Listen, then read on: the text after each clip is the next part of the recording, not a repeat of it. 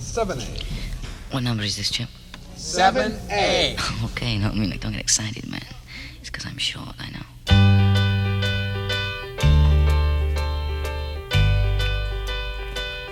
Oh, I could hide neath the wings of the bluebird as she sings. The 6 o'clock alarm would never ring,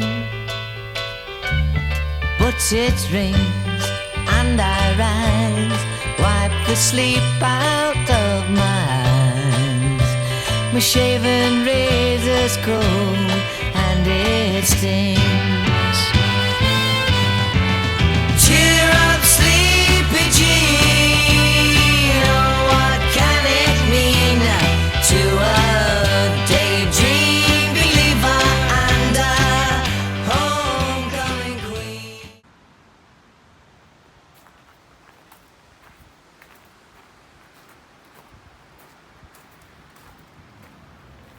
Hello, I'm David, and this is day one of the K6 BT telephone box renovation. Here it is. We got it yesterday, drove all the way to Horsham from Norfolk, and I'm now going to start trying to strip it down. The first thing I'm going to try is a little bit of paint stripper, maximum strength polycell, strips paint or varnish in one application on wood and metal. Just going to try a bit in this bottom hand corner here to see how we get on.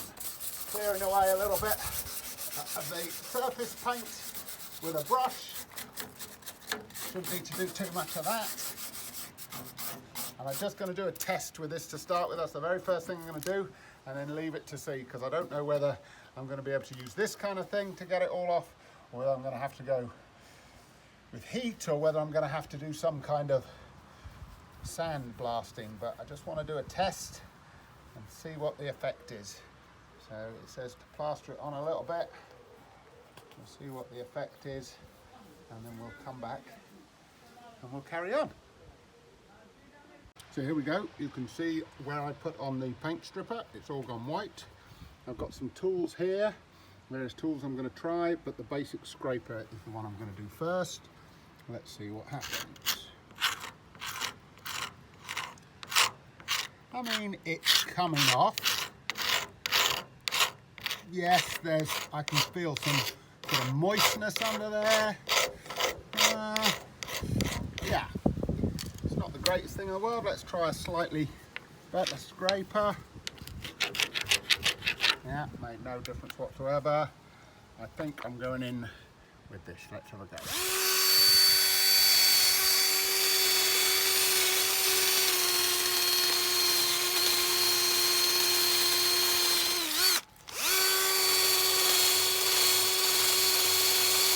Well, yeah, I think I'm going to have to put a bit more work into this, but a couple of good tests there. We'll see how it goes.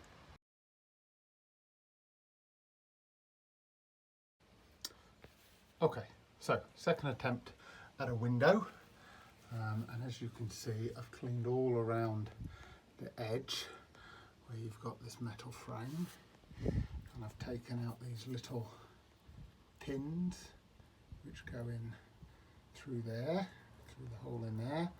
Bloomin' difficult. I've scraped it all round, and yes, this is a bit blue Peter, I did it earlier, but just to show you where it fits, that comes out of there, and you have a nice cast iron frame that your window sits behind.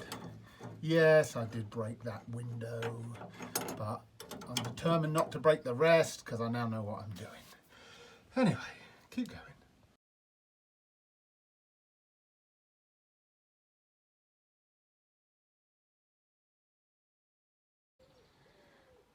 So, I've decided to scrape off all the flaking stuff, just to make me feel like I'm getting a bit of progress, and it instantly looks better. So this is the inside of the roof. You can see, oh, there's the telephone sign up there, just by flaking it off. So it was all like this, look. And I just went round, literally scraper, no paint stripper, no nothing. And sometimes it only goes down to that, but even that's better than that. I'm just going to show you here how easy it is that this comes off. Are you ready?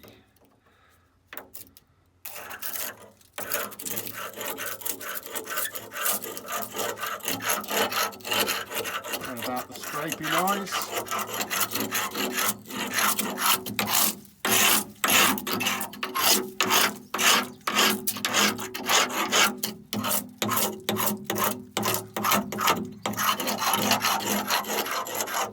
You can see even just doing that a little bit there makes it so much better than that. So the whole thing, so first of all you feel like you're making a bit of progress. Second of all, you get all of this crap out of the way, which you can then tidy up on. So I wanted to show you the light and how it's made together. If you see there's a cable, I've cleaned it all up round here and taken it off once so I could work it out, but there's a channel there, you can see it from the side a bit more, which is built into the metal, and there you can see there's a little cable down the bottom there, yeah? Anyway, so basically it comes off in parts. It's going to be a little bit interesting, holding this between my knees. So the first part that comes off is this, the actual plastic thing. You can see I've got a hole in mine. There's a couple of weird shaped screws that come off with that, and then that leaves this part, which is the actual light fitting, which has a cable in there that you can see which feeds through, and that comes off. So you've got that bit, which is, yeah, it's more modern than the original 1935 that this was built. And then the last bit comes off is this bit. It all unscrews. You can see that bit there. Sorry, this is jumping about a bit. And it all hooks on to this quite old original central fitting, which I suspect was made round for the original fitting, which I'm going to try and find.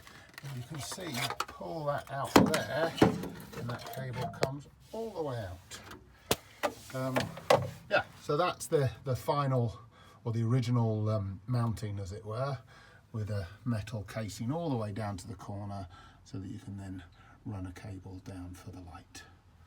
So that's the light.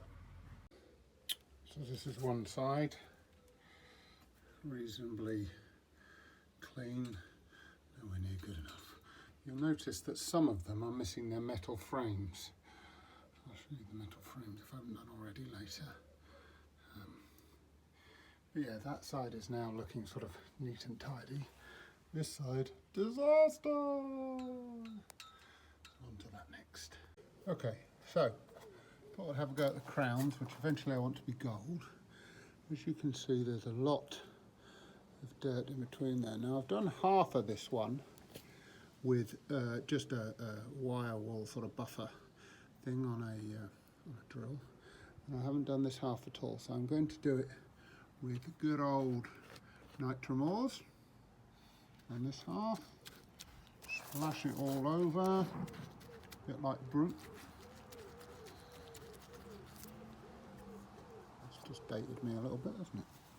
Sorry, I'm not very good at doing stuff with one hand and doing the camera with the other, but hopefully you can see I've sort of done half there. I'll put this elsewhere, come back and see in a few minutes. So here we go. You can see that's the side I didn't do. That side I did do. It's all bubbled up a lot. And I'll do a bit of scraping. See how this looks.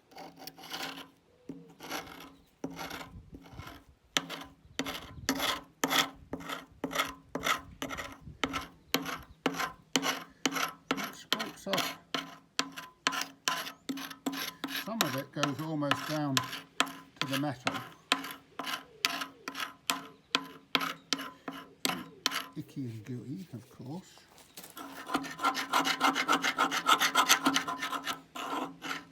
It's got a fair bit off, look. I wonder how it will deal with this. It gets in between the crooks and the crannies. Crooks and crannies, great words being used here to describe the work. like it's in there, you can brush it off.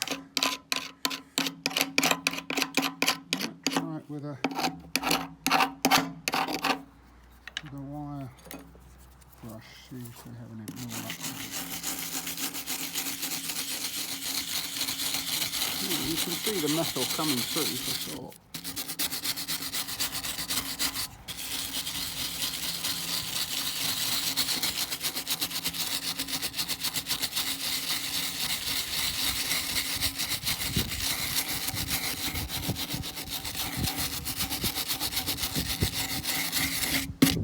So, conclusions. One side versus the other. Well, if I'm honest, there's not much in it. I think probably what I need to do for the whole thing is a combination where you get some surface paint off with some nitromors and then you grind it. I'll take a picture after I've done that.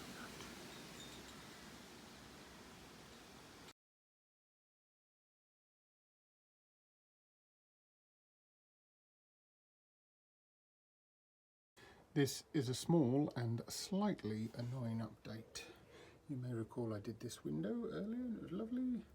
I've now decided I have to do all of the windows, take them all out, replace them. If you can look, this is an existing window. It's just too scratchy. Even when I clean it up, it's just scratchy, scratchy, scratchy. It's going to look awful and the rest of it's going to look nice.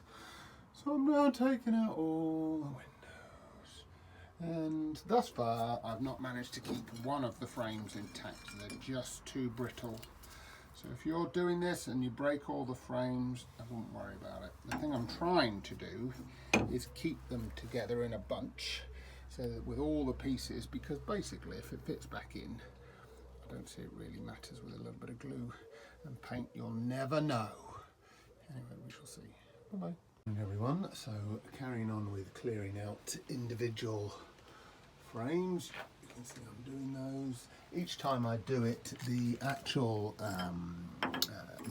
cast iron frame that keeps the window in place is breaking, and it's so brittle there's just nothing you can do about that, so I personally am not worrying about that. What I am doing is that I'm keeping each of the pieces in a sort of jigsaw fashion, and I'm going to be, if you see that bit goes on there, and then this bit comes off of here, and then eventually I get my whole frame, as it were, sort of thing. Anyway, so what I'm doing is I'm collecting them each in just a normal plastic bag, storing them. I'm not bothering labelling them because basically they're all the same for each of the windows, so I'm not going 1, 2, 3, I'm just putting them in separate plastic bags so I can put them together as a jigsaw.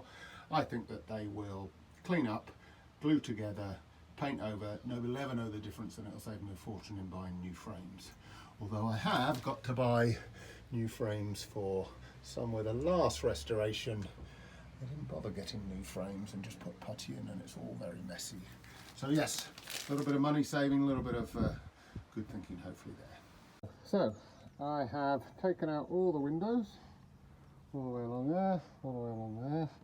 On this side, with the chisel and a wire brush, I went at it and got most of the things out, but it was all very hard. I think I probably caused myself an injury with my hand doing the hammering stuff. This side, I decided to invest in a Dremel. The reason, by the way, that I sound a little bit muffled is because I'm wearing this lovely get-up, which is essential because I don't know if there's lead in this thing or whatever, but I've got a decent set of apparatus. It only costs about 30 quid from Jewson's. Anyway, I'm just going to show you how this Dremel cuts through stuff. Bit noisy, but bear with.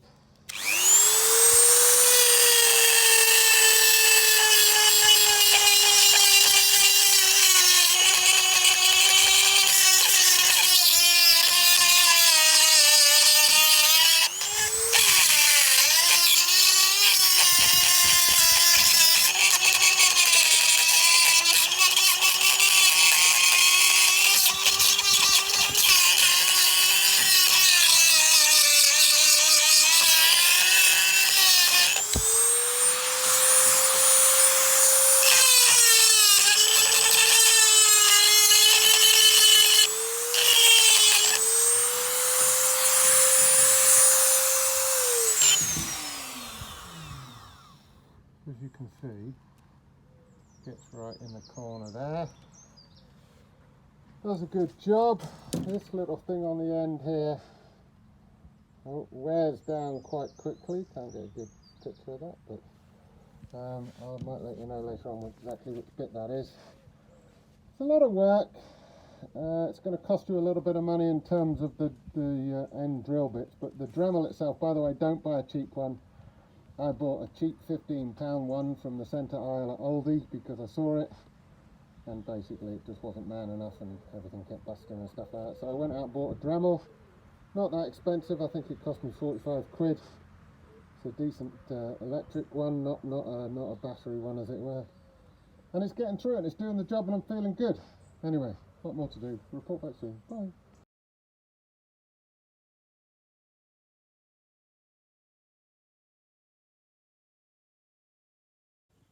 Okay, so I got a little overexcited having cleared all the glass out. I'm still doing all the paint work, which is getting there, and I bought some paint as well because I need to start protecting it because it's going a bit rusty where I've cleaned it.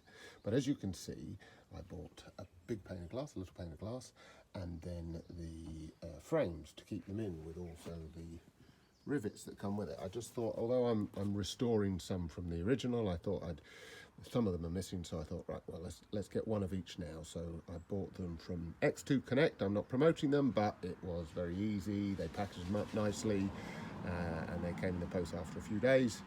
And I compared them to other prices, and they're pretty well priced, so that was good. I'm now going to try and fit just loosely a small pane of glass. So let's have a look. So we'll take our example corner. Glass. Now just hold that there. Oh, this could be a bit tricky with the camera. Give me a second. Put in the frame. Hold that in place. This is where I need a proper camera or a camera mate or something, but you get the idea. Right. Put that there for a second. Then I get a rivet. Right, we're going to try and wiggle that through there. I've cleaned this up very, very well, it has to be said. So it should go through with relative ease. It says, there we go. You can see that the rivet goes from this side right through. There are some little circular I don't know what they are. They're not, yeah, they sort of bend over but I don't, yeah, we'll leave that for another day. But you can see how it basically goes in. It's quite loose around the edge, so you're still going to have to put putty or whatever in. But you can see, and of course the colour's bright red, so I'm going to have to do all the colour matching. But it's the right red, so that's good. It's a genuine part. Yeah, I can see how that's going to work. Okay, so finally getting some paint on. This is metal primer, BS 454 pale red. It's meant to be the real deal, the stuff that British Telecom actually used back in the day. By appointment to Her Majesty the Queen. So it must be good stuff, eh? Well done, Liz. Right, let me show you. Having cleaned all this side down, sort of nearly to the metal. Probably went a bit too far, if I'm honest, but just felt like it was the right thing to do. And now you can see I've started to put it on. It goes on reasonably well. It's quite thick. Don't feel like I have to splosh it on too much. Yeah, it's gone on okay. It's drying quite quickly, so I need to crack on. But yeah, I'll show you what it looks like when I'm done this side. Okay, so one side all done. It went on pretty thick, not too bad. Have to be careful it doesn't dry out and all the normal drips and all that kind of stuff. It went quite a long way, got quite a lot left in there, and put in about half. The crown, I decided to paint it in this and very lightly put it on as an undercoat just so it won't rust. It was really, really fiddly to get every little bit of the old paint out of that, and somebody just painted it red And of course it needs to be gold, which I'll do, but I thought it just needed a little bit of base coat. But yeah, pleased. It's the first sort of thing that I've done that's not been destructive, but actually starting to build it back up. Now I've got to do the same with all of this. Hurrah! All right, well, there you go. Well, hello. You may think you only saw me 5 seconds ago on the previous clip, but that was October the 18th, 2020. This is the 3rd of May, 2021.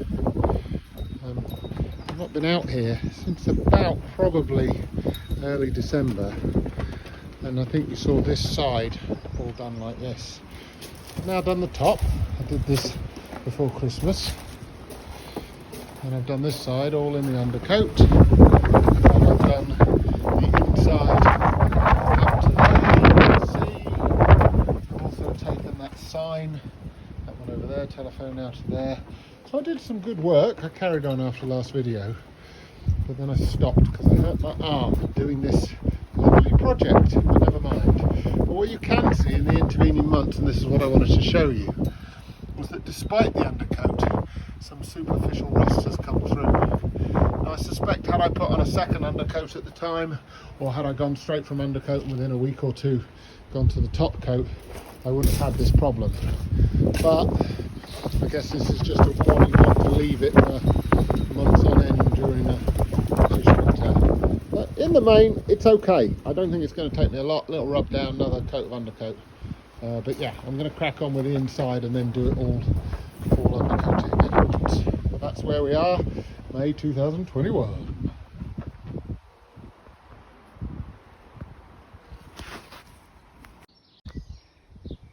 Okay, so I've finally sanded down everywhere inside this beauty and given it an undercoat everywhere. A couple of places, twice.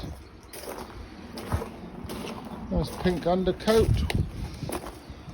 I've still got a bit left from the original 2.5 litre one that came with the pack that I bought, so plenty to go around, although a little bit of an anomaly there. I think it's because of the direction that's facing, it gets most of the rain and the wind, and I just didn't put thick enough on. That was one of the first bits I did, so I've got to go over that again. But otherwise it's all good. Next problem, I've got to stand it up and start doing red painting and stuff. Okay, bye-bye. As you can see, I have moved on to the door. The box is behind me, all nice and pink as before. And one of the things about the door is it's got this, I think it's a teak wood frame around the outside of a very heavy cast iron door with the glass and everything. This bit on this side, as you can see here, broke off. So I've sort of gouged out from there. I've got this, so that slots down into there. There's a sort of U shape down the bottom, but as you can see here, it's sort of broken off from something, and the thing it's broken off from is here, out there. So you can see that that would basically slot into there, but I don't know how far that would have gone back here. I'm guessing maybe to here. So now I'm trying to gouge this out to sort of do it as it originally was. But it's such a heavy door, it's got to be done properly. So yeah, we'll see. Just a quick one to confirm that I long ago abandoned the idea of trying to get the glass panels out whole. Too much like hard work, they're scratched. I'm just knocking them out, getting on with the job. I'll have to pay for new ones. Such is life. So here we have the inside of the door. Notice one side of it is missing, it's lying down there. Got to work out a way of attaching it. And I've still got all of the gunk in here from when I knocked out the windows. But you can see here that I've cleaned it out. Same principle as I did all of those over there. So same thing again.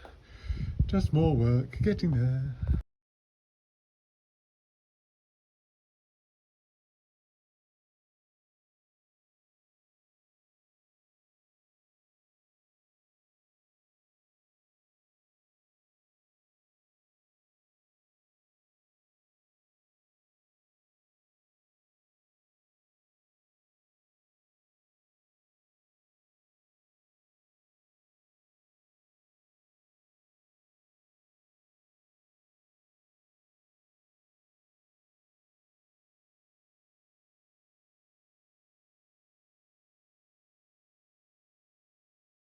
Okay, so just to show you that bad decisions can be made when doing these things, I kept lovingly every single one of the frames that came out of the window.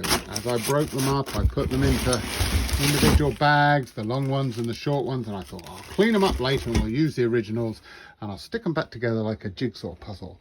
Now, in order to make sure that I got the right ones, I bought a couple, got the right shapes and sizes, I bought a couple of pre-done ones. So these are sort of metal. They're not, I'm not really sure what they're, some kind of mix, but it's certainly not cast iron. Anyway, you can see they're coated in the BT Telephone red. They're the right shape, size, got the holes and everything. Bought a little pane of glass. I just bought some testers, a small window one and a big window one.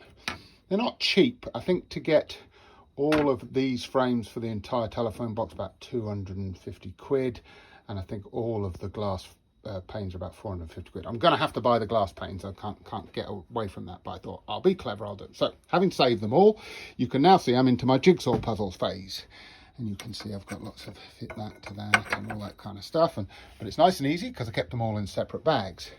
And then you start to stand these up and fit them and they fall apart and you get very frustrated very quickly. So I thought, genius moment, I'll create a jig, a template. Look at this, work of art. And when you take the nice new one and you put it in there and it fits nicely in your frame and you think to yourself, yes, I've got this cracked, I can do this, this is excellent, no problem whatsoever. And then you take out the nice shiny one and you pick up the old manky one, which I haven't cleaned yet because I figured I'd put them together before I clean them. And you think, yeah, get that in there, put that in that, oops, looking good. And then you go along here and you get the bit that comes along to it and you neatly slot it in there and you push it up and you realise that is not a gluable joint and you're not going to be able to do it and the whole thing's a complete nightmare.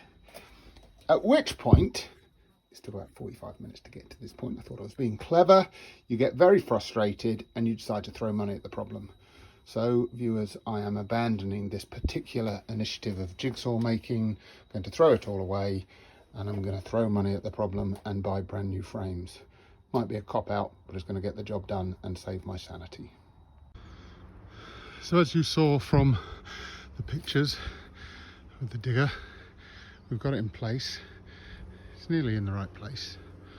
Anyway, I can now see the back because it was laid down before. So I'm now going through a similar process where I'm scraping off, applying a fair bit of paint stripper, a bit of sand in. We'll paint it up all pink, job's a good one.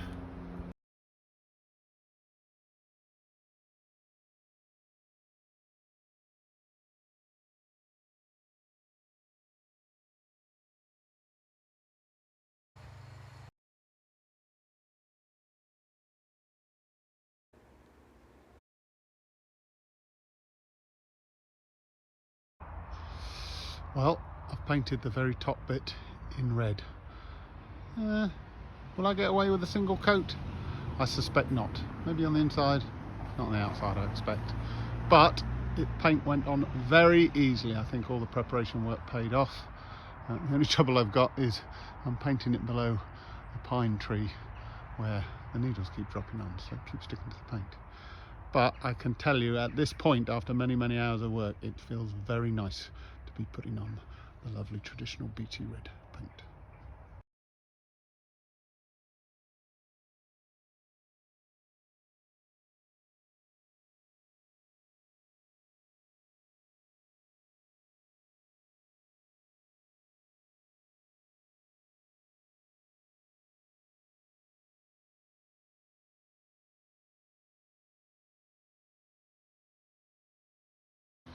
So, all painted. You can see lots of marks on it because I'm touching up and stuff like that. I did the roof inside or the ceiling. Difficult to do. Top tip, don't forget to wear a hat while you're doing it like I did. But the main thing I'm about to do is fit windows. I've got absolutely everything that I need. I've got small window frames, I've got large window frames, I've got large windows, I've got small windows, I've got all of the brass pins, and the caps for the brass pins. I'm not sure how that works at all, but I'm going to do a test, as you can see, with an old window first rather than waste a new window, and then if that all works with the masticky type stuff I've got, I will do the real thing. So I'll let you know.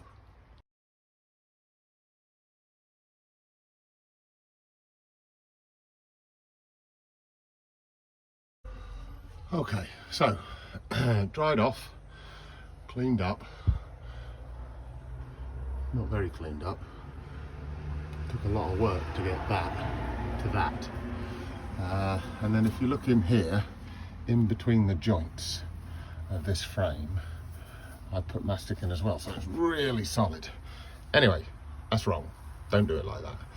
I did a little bike trip, went and looked at some current BT phone boxes that are still serviced, and the way to do it, which I'll show you hopefully in a minute, is to basically put your mastic around here, a reasonable sized bead, push your glass onto it, let it hold, put no more mastic on, pop your frame in, put your pins through there, and the frame, believe it or not, is slightly loose, like you can sort of rattle it a little bit, but because the glass is stuck with the mastic to the frame, then that's your watertight seal, that's your airtight seal, etc, etc. And it turns out these frames, one might say, are decorative and not much else, but that's okay. So that's what I'm going to do. I'll show you the result.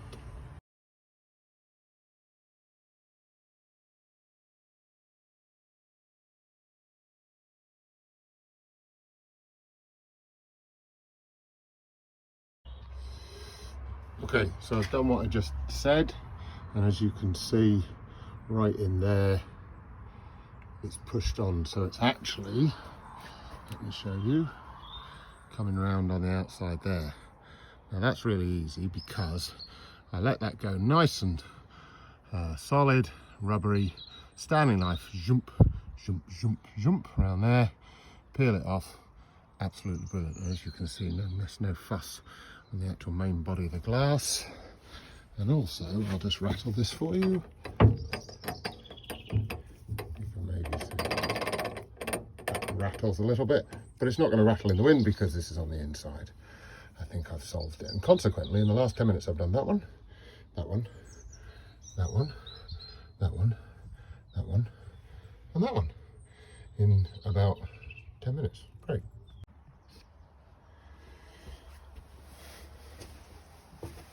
Okay, so I'm going to fill this frame and then show you how to do this frame as well. Do it start to finish, it'll be a long video. I've got my mastic gun, get it ready with a bit out the end, quite a wide bead, and you basically go along. It can be a bit messy.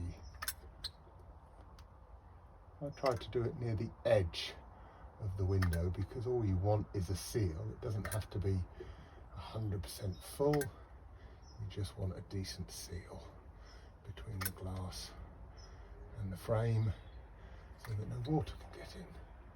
So doing it at the edge means that the water doesn't sit there on the bead once it's dry. Reasonably thick because we'll cut it off later when we squeeze it in, but that way we'll get a decent seal. Squeaky gun.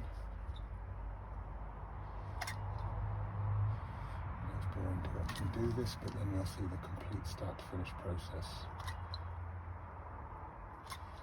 You might be able to, if you zoom in, see better how I'm sort of doing it at the top edge so that there's no gap. Not particularly pretty, but does the job.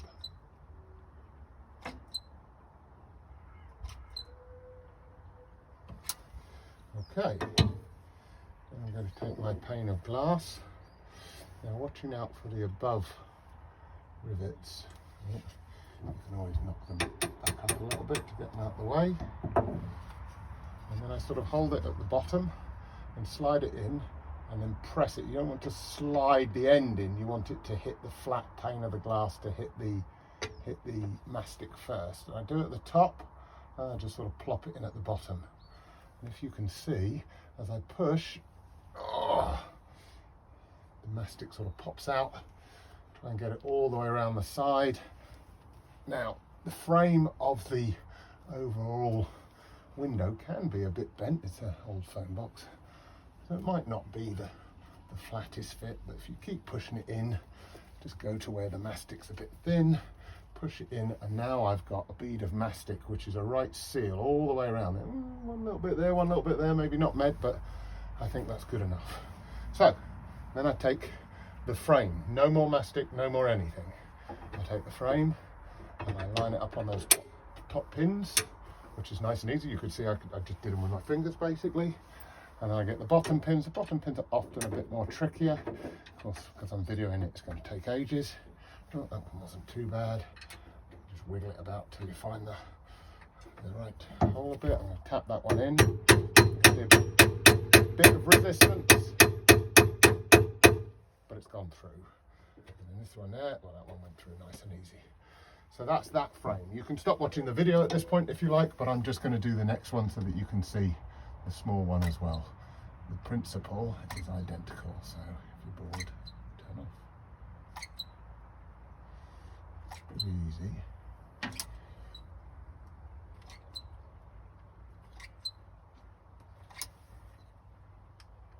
Again, trying to get it on the edge, and then I'm going down here and getting it like that, and so you can go all the way down. And then I'm just going to show you how to put it into the small one. So I've done that, and then I get this, again going with the top of the frame, and you push that on there, and then pop, a little bit of faith, squeeze it quite tightly, and then you do that like that, and then you take this one. Now I haven't got a pin in the top of that one because I haven't done the one above. I just wanted to do one that was at a good height for you to be able to see on the camera. Tap that in there, and then you can see I can hook that frame into that one fairly neatly. There we go, it's come through there, and then I can put the bottom pin in. Just wiggle it about a little bit. Of course, I'm videoing it, it's not going to work. You get the idea. It'll be in there somewhere. This can be a little fiddly and you have to find the right hole. And go like that. And that is where you have done the, can you see the mastic really squeezed in there? And I'll be able to cut that off later with a sharp knife all the way around the edge. You can see a little bit there, I didn't get quite enough. And maybe a little bit there and a little bit there, but it's nice and secure. The actual frame itself will move and you don't have to worry about that too much, but that is how you do the window glazing.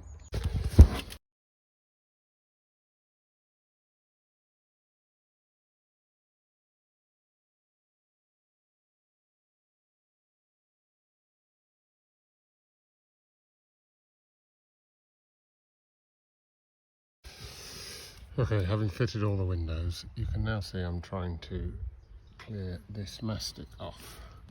So if I show you the dried mastic, that's how it came off. It's all on the outside. You can see some places I was thick, some places I was thin, but in order to get it to that sort of state where you can see I'm going to have to go over and paint it, you know, with a very small paintbrush, maybe even put some masking tape on there. Basically my method was to score along here like this a couple of times, which is what's taking the paint off, and then behind as well to loosen it all off. And then you'll see the effect that has, and you can't worry too much about whether or not you're cutting into the silicone below, right? So it comes off in strips like that. You'll still have a seal because there's plenty enough silicone to behind there is my kind of take, but you can see that then you have to clean the silicone off the window, and by the time you sort of smooth that all down, that's about as good a finish as you're getting. So in some places you get quite a raised amount of silicone, in other places it dips a little bit, but the seal is there, right? So I think basically I'm just going to paint over that as neatly as I can. I've looked at some existing BT telephone boxes and that seems to be the way. Anyway, let's see.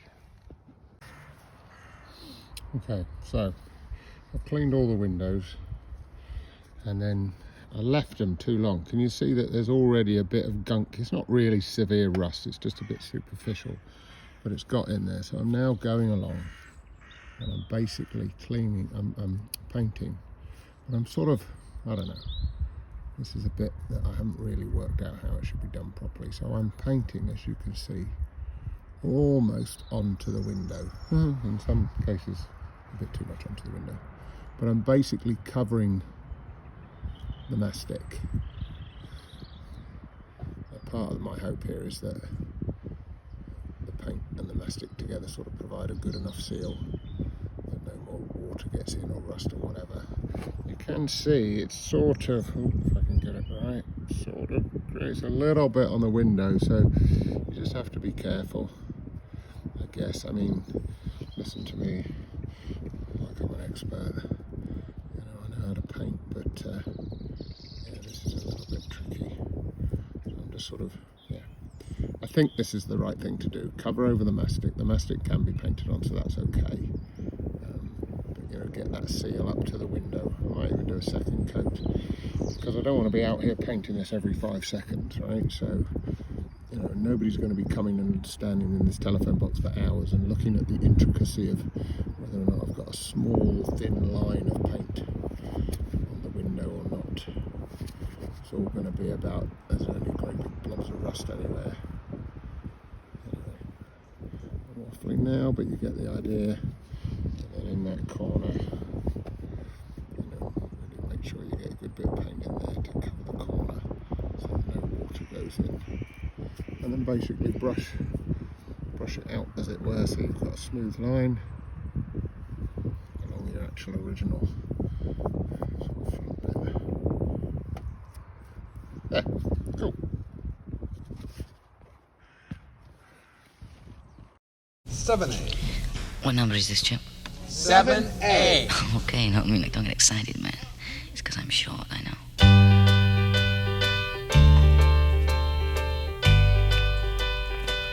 Oh, I could hide neath the wings of the bluebird as she sings. The 6 o'clock alarm would never ring, but it rings and I rise, wipe the sleep out of my eyes. My shaven razor's cold and it stings.